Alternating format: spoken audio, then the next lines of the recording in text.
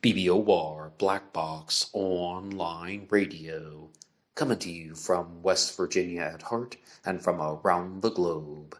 And hello, everybody. Today is Monday, another Zodiac Monday.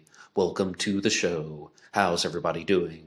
On Mondays, I talk to you guys about the Zodiac Killer, an unidentified serial killer that operated in California in 1968 and 69. Whatever happened before or after that is still part of the mystery. And you guys know the drill. You can hit the like button if you want, subscribe if you haven't, and drop a comment down below if you have something to say about the Zodiac Killer. For larger things, you can send them to me at blackboxonlineradio@aol.com. And I am your host, Box Ned. Now, before we get deep into the world of the Zodiac, I want to talk to you guys about a different true crime book, and this is one that I mentioned briefly at the end of a recent Zodiac Monday, and it is called The Ninth Victim by David S. Berman. If you are curious about the interlocking nature of different true crime cases, then I highly recommend this book to you. And yes, it begins with the story of Richard Speck and the South Chicago Massacre, but I am going through this book, and I find it to be absolutely fascinating. One more time, The Ninth Victim by David S. Berman. And the first thing that I would like to talk to you about is actually a video recommendation. And this is from SoCal Fan Thumbs. And SoCal Fan Thumbs released this video called In Search of the Zodiac Killer. And I perhaps will discuss it on a future Zodiac Monday, but really I'm just going to include a link down below with the quick reference. And I want you guys to watch this one and see what you think. This is one that is going to explore the concept of the connections to Egyptian mythology, which I've talked about a lot here on Black Box Online Radio and Zodiac Monday. And one more time, the name of the video is In Search of the Zodiac Killer on the channel SoCal Fan Thumbs. Now, I've mentioned this in a couple of different Zodiac Killer news reports, that there is also a Zodiac report that goes on in the Facebook group called The Search for the Zodiac, and it is run by Chad Burke. And the Search for the Zodiac released their Zodiac report for January of 2025, and it is now February, but this one caught my eye, and this is one that I simply could not ignore, and I'm going to read this post that was written out. In this newspaper mention, long forgot by most because of its association to Zodiac Killer suspect Edward Wayne Edwards, a mention is made of a prisoner Edward Wayne Edwards was in jail with that other prisoners feared. Deer Lodge was a bust, so I used the Edwards timeline to find a potential match in Jacksonville, Florida, where he was arrested. All right, so there are going to be a couple things that we're going to see from a news article that was published. Actually, it appears in Akron. It's talking about the Akronites in this article. But yes, there's a very famous Zodiac Killer suspect out there named Edward Wayne Edwards. He has been accused of countless crimes, not only the Zodiac murders, but also the Black Dahlia murder, but the murder of JonBenet Ramsey, you name it. And with the Black Dahlia murder and the Ramsey case, most people believe that Edward Wayne Edwards was not the perpetrator. However, his name does come up very frequently in these Zodiac Killer discussions. One connection that Edward Wayne Edwards has to the Zodiac case is that he was imprisoned in Deer Lodge, Montana, and on September 27th of 1969, the Zodiac Killer approached Brian Hartnell and Cecilia Shepard at Lake Berryessa, and he said that he was an escaped convict from Deer Lodge, Montana. And a lot of people think that, well, why would this guy lie about that? Why would he make up some story that was completely false if he was simply going to try and murder the victims? So the escaped convict part, maybe that's somewhat of a ruse to get them to comply with his orders, but the place name, why would he lie about that if he was intending to murder Brian and Cecilia? So let's look at this article called Zodiac Killer Leads that once again was shared in the group, The Search for the Zodiac, and it is written by William Kazaya. I hope I'm saying that name right. Kezziah. Akronites are playing a part in the search for a San Francisco killer. 2 leads supplied by Akronites are being checked by San Francisco police in their search for the Zodiac, the California murderer who uses codes and the mail and well-placed clues to defy capture. A 37-year-old former convict believes he served time with the man who claims 13 victims and 4 years of terror. Now, 37 is a wonderful number, but I'm almost thinking that it's used in an inappropriate context here. Did the Zodiac Killer really claim 13 victims in 4 years? If we go 1968 actually to 1974, it's December of 68 to January of 74, the Zodiac claimed 37 victims. The Akronite says he recognized the composite drawing of Zodiac printed in a February 14th Beacon Journal story that detailed Zodiac's trail. The other bit of evidence was reported by a 63-year-old Army captain who claims that he has deciphered a message that is found at the end of the Zodiac Killer's 408 cipher called the Z18 code. And the Zodiac, as we've said already, was a cipher writer, but the final 18 characters of his Z408 have not been deciphered. That's why we call it the Z18. So we're going to see two different things here. Who could be this dangerous convict from Deer Lodge, Montana that was imprisoned with Edward Wayne Edwards? And what is the solution to the Z18 code? And this is a phrase that the Zodiac uses. In Montana, okay, I mean, that's the Z18 is the phrase the Zodiac uses. I'm going on to the next sentence. In Montana, killing a police officer is not punished as severely as it is here. Probably this inmate named Richard only served about 18 years.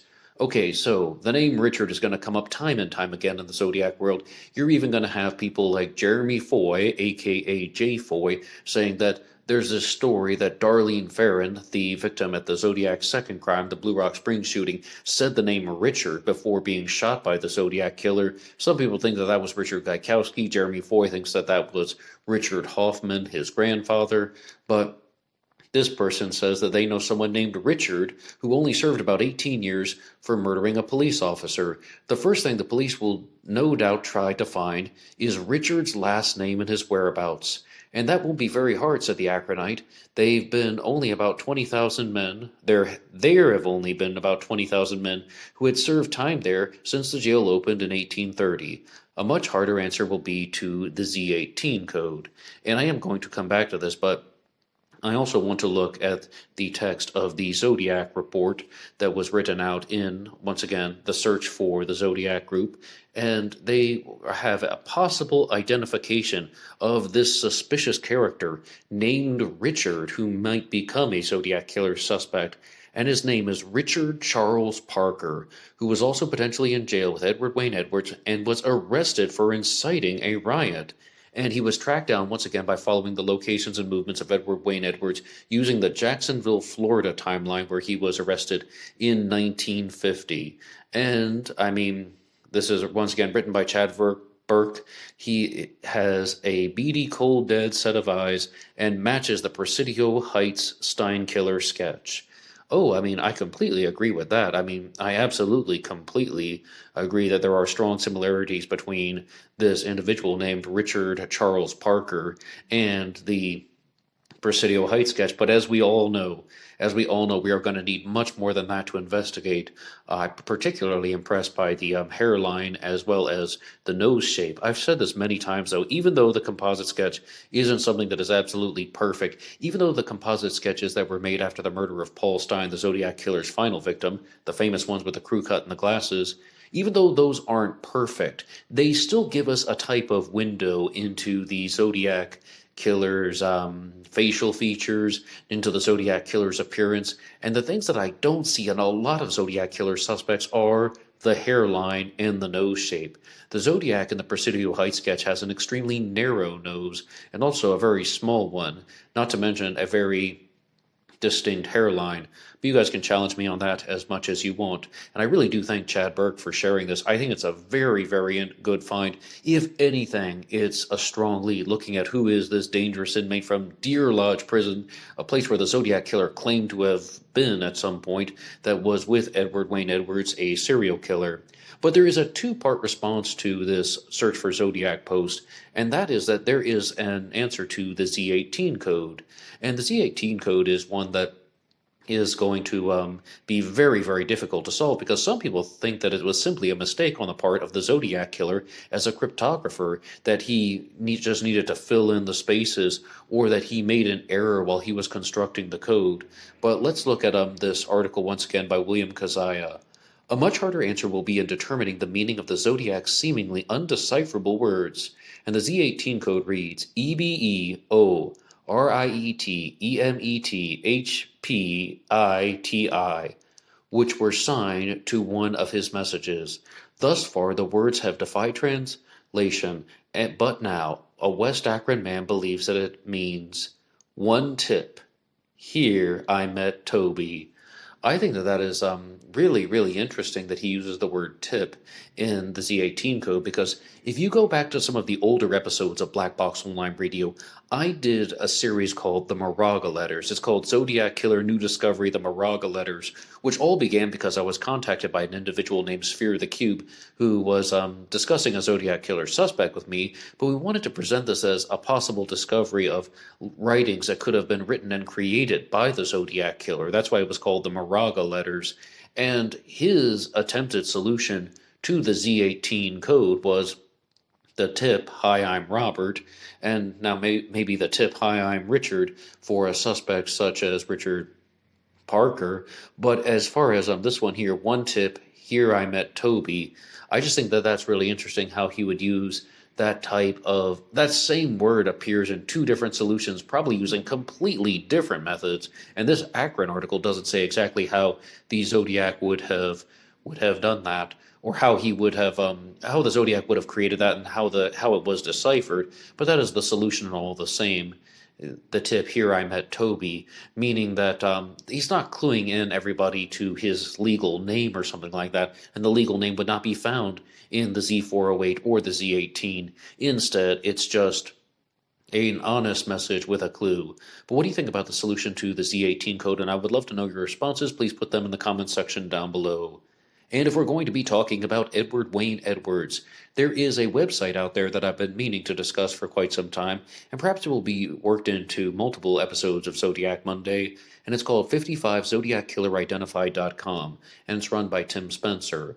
Longtime Black Box Online Radio followers will know that I've discussed a little bit of his book previously on some older Zodiac Killer news reports from about 2 years ago, and yes, the Zodiac Killer Identified. Tim Spencer also has Edward Wayne Edwards as his Zodiac Killer suspect, but I only recently learned that there is a website that was made for his book, and I'm just going to have a read of the intro here. 55 The Zodiac Killer Identified is not your typical, overly dry or borderline hysterical serial killer investigative book. It is a fast-paced running account of 15 years of relentless thought and wide-ranging research into the identity of California's Zodiac Killer, a 1956 Great Falls, Montana unsolved double murder prolific confessed serial killer Edward Wayne Edwards, and other slayings that possibly are attributable to him. The author and his former county attorney friend pore over boxes of serendipitously acquired police case files, uncovering buried eyewitness statements in the process, log a lot of fieldwork and miles, and meet with key Great Falls characters who help shed a unique light on pivotal points in their investigations. There are down-to-earth scenes of charming humor and only in Montana moments, revelations, visions, and extremely eerie coincidences, and family connections that will make the hair on the back of your neck stand at attention. In addition to meeting with Edward Wayne Edwards' closest relatives, including an ex-wife and girlfriend from the 1950s who also knew him well, fellow inmates from the Montana State Prison, the author communicated directly with Edward Wayne Edwards via phone calls and letters, and was a few days from visiting him in prison when he died. Tragically, Edwards had said that there were a lot of things that no one knew about him yet, and no one knew about his crimes. If Tim Spencer published a book before they could talk, he wouldn't have that revealing information directly from the horse's mouth. Okay, so this is definitely a book that perhaps will be also worked into future episodes of Zodiac Monday. And one more time, you can read more about his observations involving Edward Wayne Edwards on 55 The Zodiac Killer Identified.com. And right now I would like to get to your supporter shoutouts.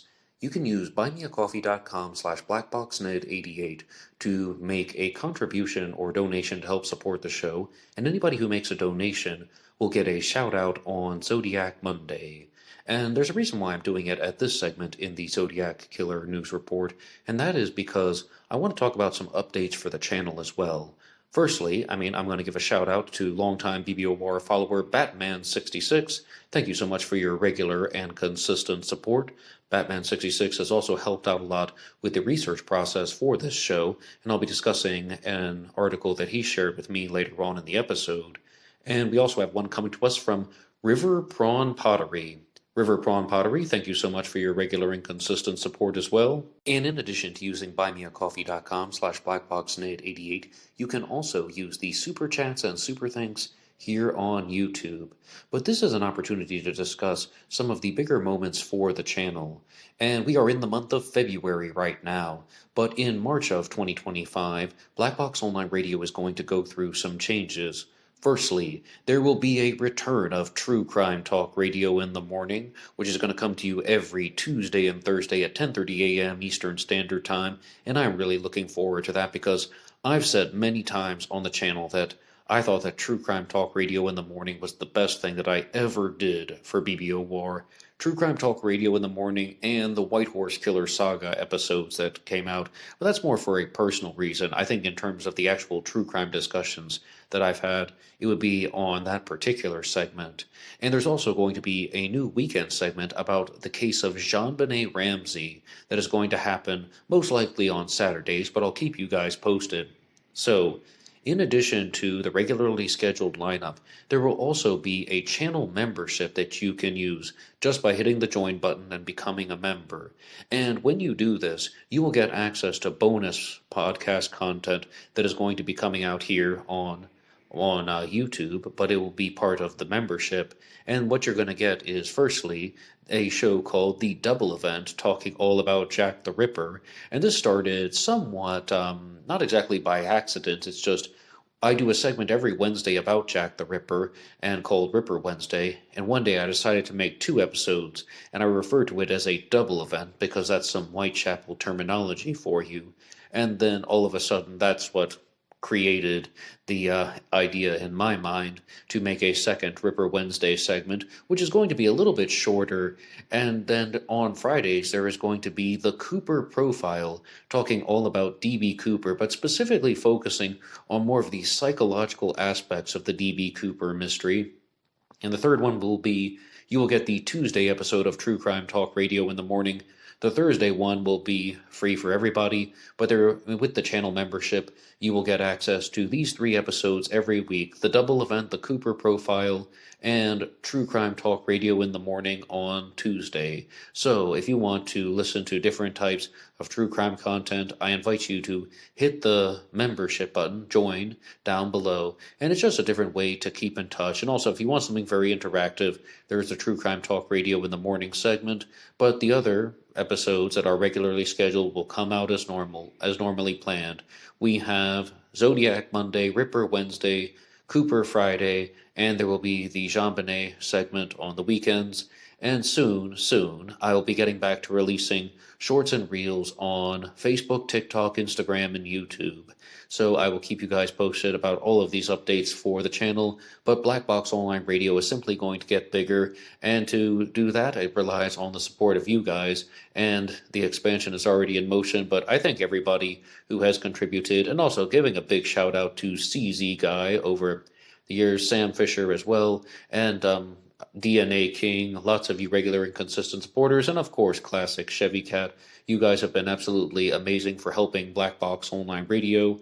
But right now, I would like to get back to some of the Zodiac Killer content for this week's Zodiac Monday. Last week on the channel, I was discussing the book The Zodiac: Murderers and History, Ciphers and Crimes by C.G. Karras. And this book takes a very different turn from the Edward Wayne Edwards angles of this. And I paid a special amount of effort to try and hold back certain pieces of information from the book discussion by C.G. Karras because I don't want to just give away all of the writer's observations in some type of condensed 40-minute or 50-minute or 1-hour presentation. And I guess that if we're going to discuss different suspects here on Zodiac Monday, I want to be very clear that C.G. Karras, also known as Carl Karras, is somebody who believes that there were multiple participants involved in the Zodiac Killer mystery, but one of them is an individual named Hugh Penn. Hugh Penn was the father of Gareth Penn, who wrote a very famous Zodiac Killer book called Time 17. Gareth Penn is a different type of researcher because, firstly, he believed that the Zodiac Killer mystery was filled with mathematical signatures and Morse code and binary, but he also had a Zodiac Killer suspect that he was discussing in his book named Michael Henry O'Hare.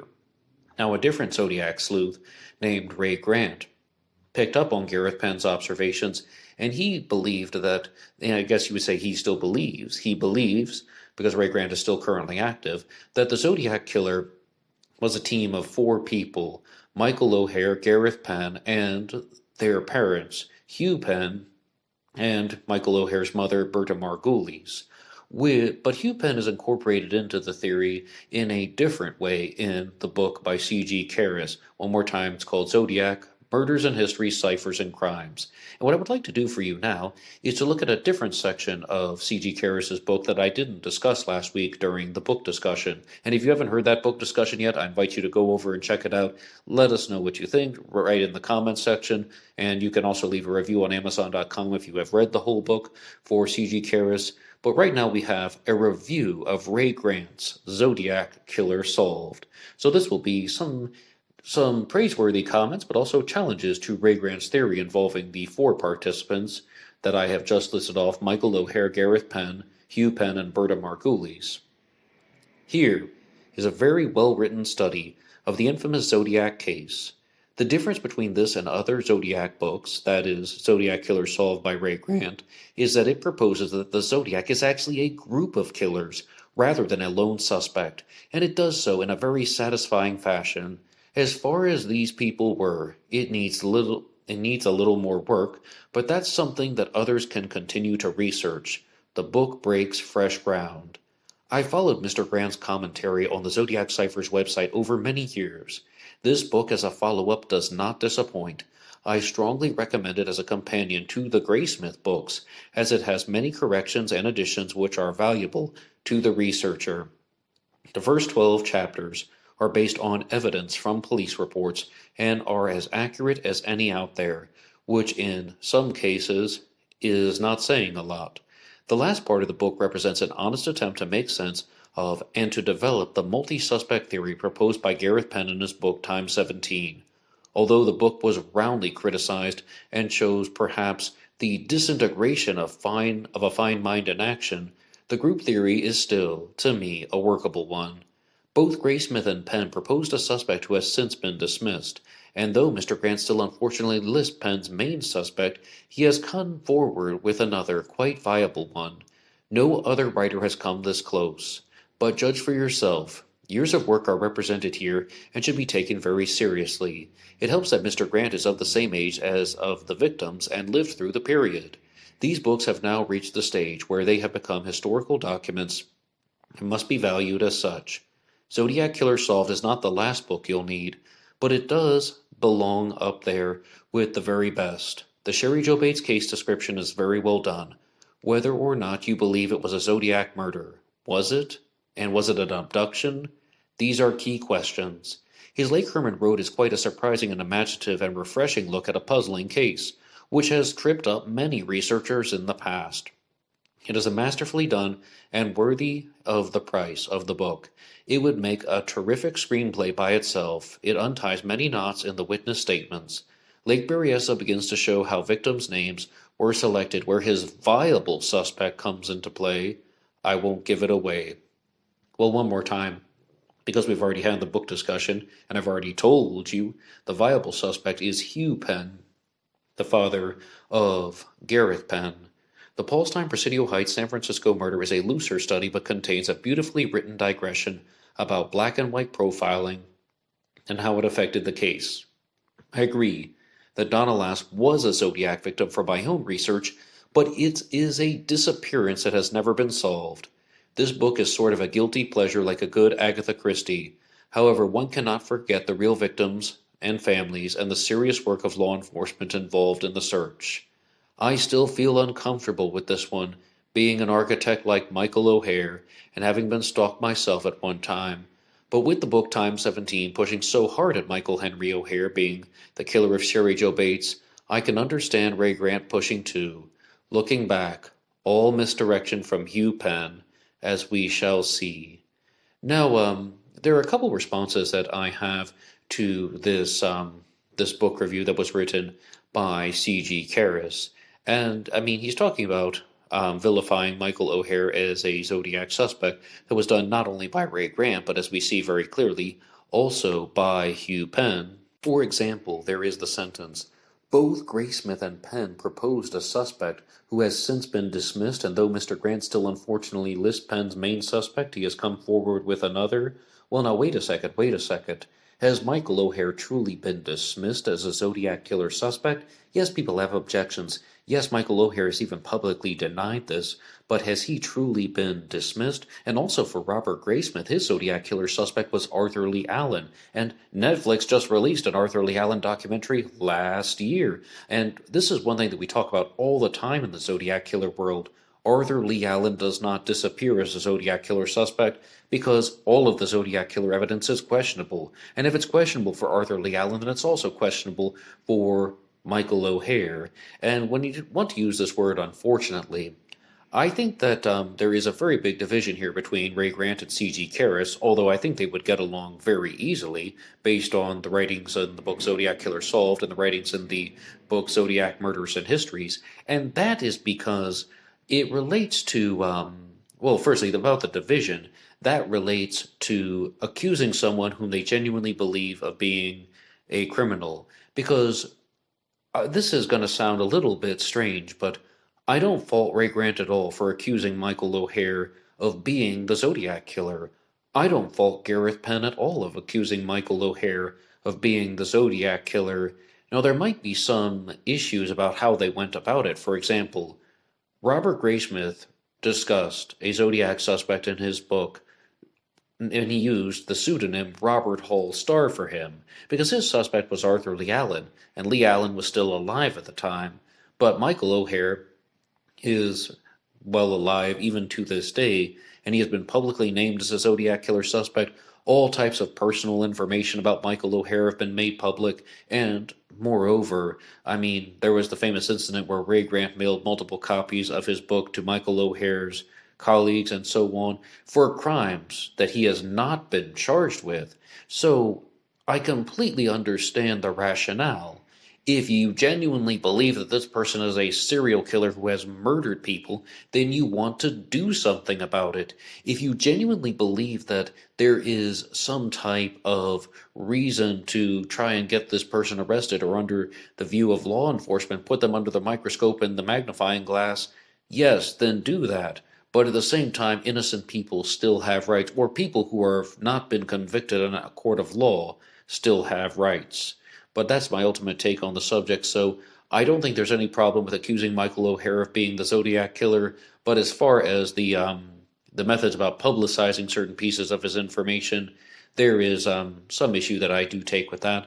But I think C.G. Karras is focusing more on how Ray Grant was able to zone in on an individual named Hugh Penn, and it appears that Ray Grant has been very influential on C.G. Karras in the creation of his own Zodiac Killer book. One more time, the Zodiac Murderers and History, Ciphers and Crimes, which I did the book discussion about last week here on Zodiac Monday. But I'd love to know what you think about Michael O'Hare as the Zodiac Killer suspect. As C.G. Karras stated in the book review, he is an architect. He worked with the University of California at Berkeley, prior to that Harvard University, and a Harvard graduate himself. So, I mean, he is a very well-educated Zodiac Killer suspect, and he is also someone who was accused of inserting Morse code and binary and all types of mathematical signatures and angles into the Zodiac Killer case. But I would love to know what you think about any of these suspects. You can also discuss Gareth Penn and his father Hugh Penn in the comments section down below. And I told you guys that I was going to come back to an article that was shared with me from Batman 66. And it is the Time Life article on Zodiac. And this is one that is going to cover not only the Zodiac murders, but also the murder of Cheri Jo Bates from 1966. And I think that a lot of people are going to read Robert Graysmith's Zodiac Killer book first, right? Right? But this is one that would be an absolute excellent follow-up. I wish this was the second Zodiac Killer book that I had ever read. And believe it or not, I didn't read Graysmith's book until only 2 years ago. I definitely followed other types of Zodiac Killer books well before getting to Graysmith's book. I read Gareth Penn's Time 17 before I read Graysmith's book, or as Ray Grant correctly noted when I interviewed him, I attempted to read Gareth Penn's Time 17, but I think this would be an absolute excellent first read or second read if people wanted to learn about the Zodiac Killer, because it is definitely a very fact-based set of articles, and there are going to be errors. You're going to find mistakes that are in this Time Life set of articles on Zodiac, but at the same time, there are also countless excellent pieces of visual imagery that have been used in this Time Life article. And I just want to have a little bit of a read about the Cheri Jo Bates case, a murder from 1966 that might have been Zodiac activity. And if anything, Cheri Jo Bates is the most widely discussed Zodiac Killer victim. This is on page 5. The killer of Cheri Jo Bates knew something about cars.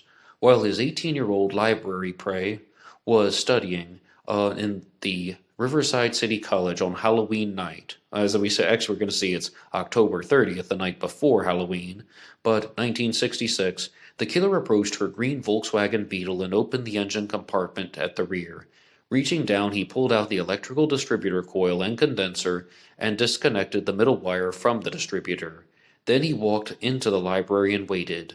When Cheri Jo Bates left the building, he followed her out on the soft California night. From a distance, he watched the pretty blonde unlock the Volkswagen door, get in, crank the ignition, and the little four-cylinder engine turned over and over again, but refused to catch, just as the man knew it would. A few minutes passed, and Cheri Jo Bates got more exasperated. The car's battery got weaker. The moment had come. The killer had approached the car and offered the young woman a lift home in his own car parked nearby. Maybe she hesitated, maybe not. In the end, however, she walked with the man down an unlit gravel path leading out of the parking lot. They chatted until the man said, "It's about time." "About time for what?" asked Miss Bates. "About time for you to die." Okay, so there are some things right there. As I said, this set of articles here from Time Life is not perfect, but it does have a giant combination of sources, including Robert Graysmith's book and sources from before that.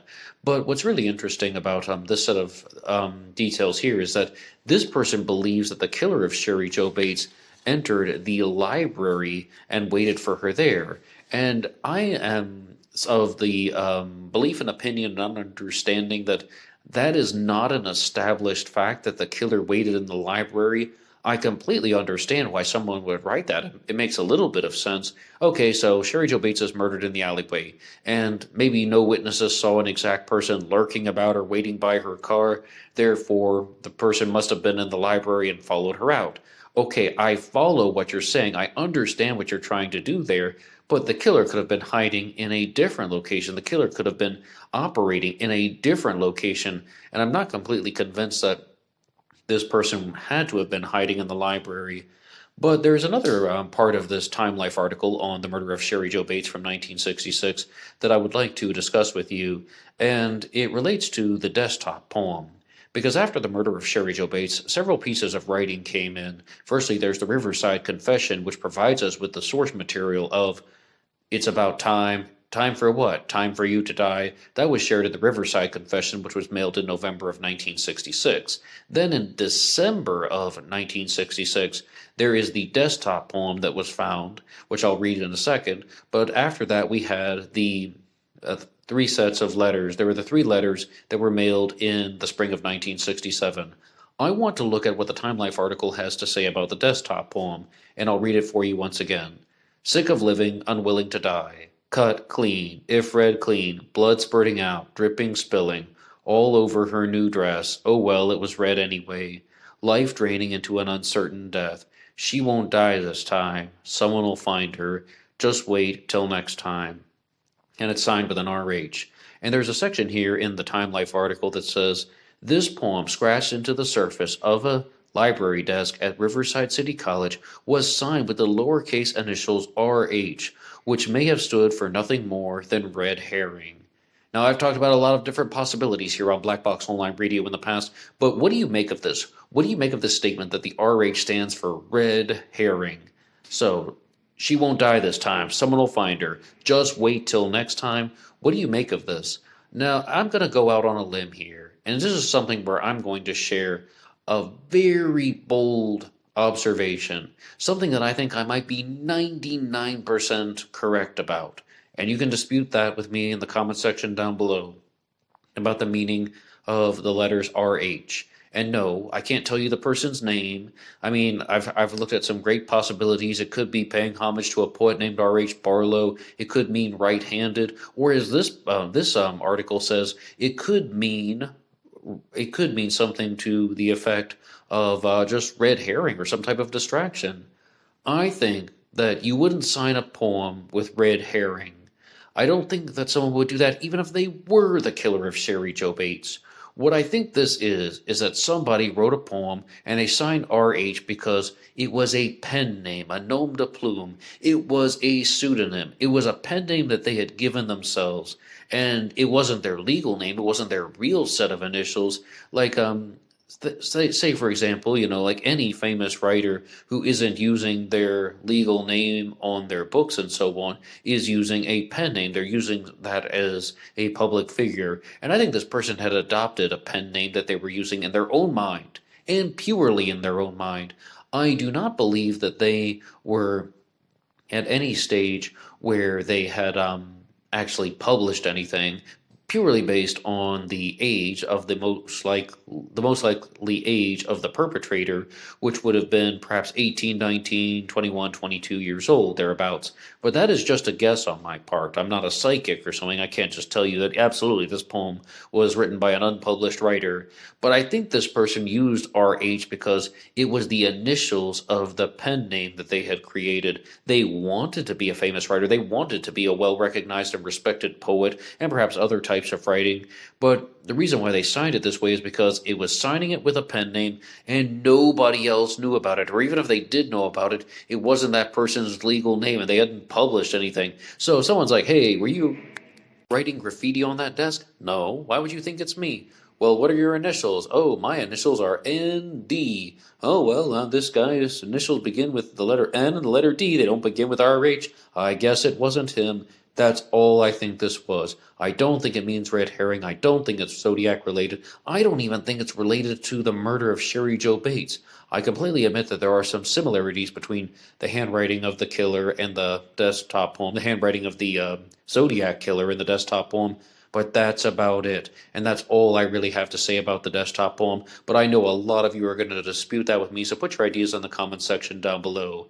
And I would also like to give praise to this Time Life set of articles, which I like to call the Time Life Collective. And it features a very magnificent presentation of the Zodiac Killer's Z408 cipher.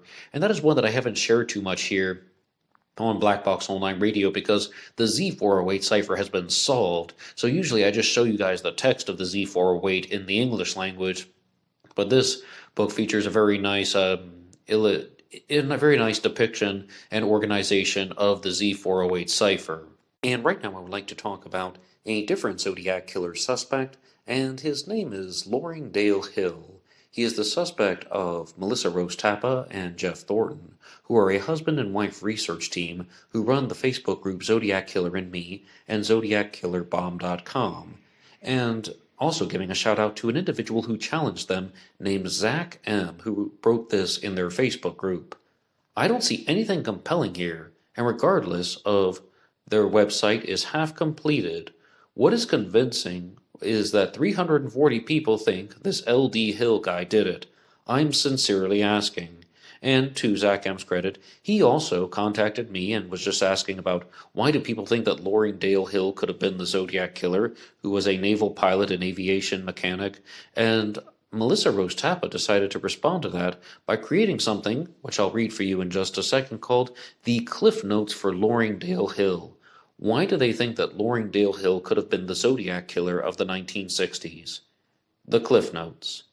Loring D. Hill, also known as L.D. Hill, was born on March 20th of 1934. He was 34 years old at the time of the Zodiac Killer's first murder.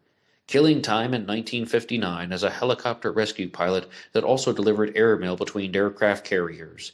The Zodiac Killer's Badland and Citizen card is said to be one of the only postmarked from Pleasanton or Alameda, his place of residence. He was in temporary military housing in Dublin, California in 1967, prior to permanent housing off base in Alameda Point.